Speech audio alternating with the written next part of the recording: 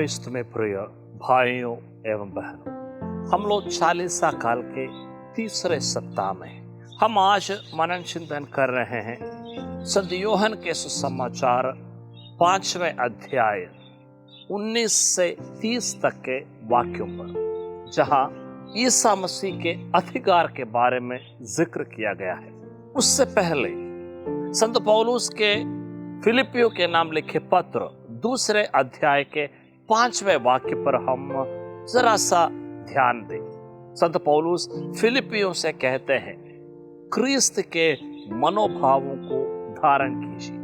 क्रिस्त के मनोभाव क्या है, ये हमें संत यूहन्ना के सुसमाचार 5वें अध्याय 19 से लेकर 30 तक के वाक्यों में, जहां मसीह के अधिकारों के बारे में बताया गया है, साफ साफ दिखाई देते हैं। मसीह कहते हैं, मैं ईश्वर से भेजा हुआ उनका पुत्र हूं। मैं जो भी कहता हूं, जो भी करता हूं, वो ईश्वर के कहने पर, ईश्वर के इशारे पर करता हूं। अर्थात मसीह कुछ भी अपने से नहीं किया, जो भी किया ईश्वर के कहने पर किया। जो भी उसने कहा वो ईश्वर के इशारे पर कहा। तो ईसा मसीह का अधिकार का मतलब क्या है?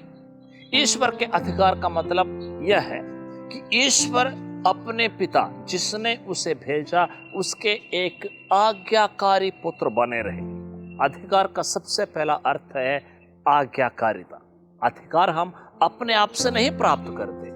अधिकार हमें हमेशा कोई दूसरा व्यक्ति जो हमसे महान है, जो हमसे बड़े हैं, हमें प्रदान करता है। तो उस प्रदान किए जाने वाले अधिकार को हम कितने आज्ञाकारिता के साथ स्वीकार करते हैं, उसका उपयोग करते हैं, यह हमें ईसा मसीह से सीखना है। इसलिए संत पौलुस ने फिलिपियों के नाम लिखे पत्र 2 अध्याय 5वें वाक्य में कहा, ईसा मसीह के मनोभावों को धारण कीजिए, क्योंकि ईश्वर के पुत्र होने के बावजूद, सारे अधिकार उनकी मुट्ठी में होने के बावजूद, उसने आज्ञाकारिता द्वारा अपने आप को विनम्र बनाया।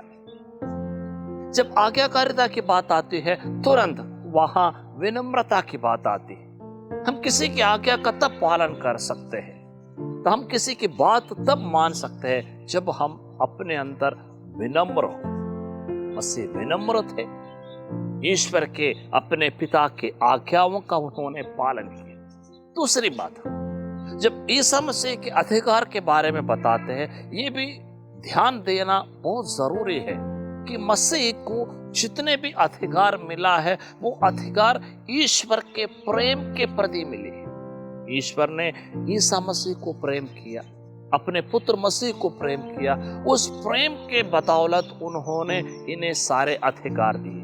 तो जब मैं किसी दूसरे को प्यार करता हूं, उस प्यार के बदौलत मैं उन्हें अधिकार देता हूं। जब मुझे अधिकार मिलता है, ये मेरे लिए जरूरी है कि मैं उनके प्रति एक संबंध बनाए रखूं, एक प्यार का रिश्ता बनाए रखूं। इसके साथ साथ ये भी महत्वपूर्ण है कि हम प्रभु मसीह और पिता ईश्वर के बीच जो संबंध है, उस संबंध को सही ढंग से समझने की कोशिश करें।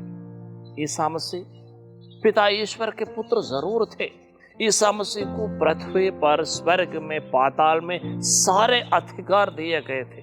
उसके बावजूद विनम्रता के साथ, आज्ञाकारिता के साथ उन्होंने उन सब अधिकारों का इस्तेमाल किया। हम एक ऐसे समाज में जी रहे हैं जहां पे लोग अधिकार के लिए, ताकत के लिए, पैसे के लिए लालच में रहते हैं। जितना अधिकार मिले, जितना पैसा मिले, जितना महत्व मिले, कम अपन समझते हैं। ऐसे एक समाज में मसीह हमारे लिए विशेष रूप से 40 काल के इस दूसरे एक महान मिसाल पेश करते हैं, आज्ञाकारिता का, विनम्रता का, प्रेम का। आज्ञाकारिता के साथ, विनम्रता के साथ, उससे बढ़कर प्रेम के साथ हमें मिले अधिकारों को, हमें मिले सुविधाओं को इस्तेमाल करने के लिए हम प्रभु से प्रार्थना करें। मसीह आने वाले दिनों में, विशेष रूप से अब जब हम पुण्य सप्ताह की ओर जल्दी से बढ़ रहे हैं, क्रिस्त के दुख भोग, मृत्यु और पुनरुत्थान में ठोस रूप से भाग लेने के लिए अपने आप को तैयार कर रहे हैं। हम प्रार्थना करें कि प्रभु विनम्रता के साथ, आज्ञाकारिता के साथ, तेरे प्रेम के प्रति, एक दूसरे के प्रेम के प्रति मुझे मिले अधिकारों को मैं इस्तेमाल कर सकूं।